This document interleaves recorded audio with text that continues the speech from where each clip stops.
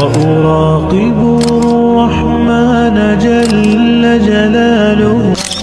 প্রত্যেকটা মুসলমান এটা বিলিভ করতেছে যে মাটির নিচে বরফের প্লেট আছে, একটা প্লেটের সাথে বাড়ি খেয়ে যদি চাপ সহ্য না হয়, তখন একটা প্লেট সরে গেলে, বরফের প্লেট সরে গেলে ভূমিকম্প হয়।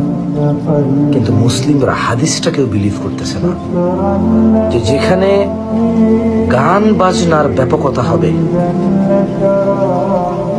নর্তকীর ব্যাপকতা হবে এবং মদ পান সহজীকরণ হবে, তখন ভূমিধস, ভূমিকম্প আর আকৃতি বিকৃত হওয়ার ঘটনা ঘটবে।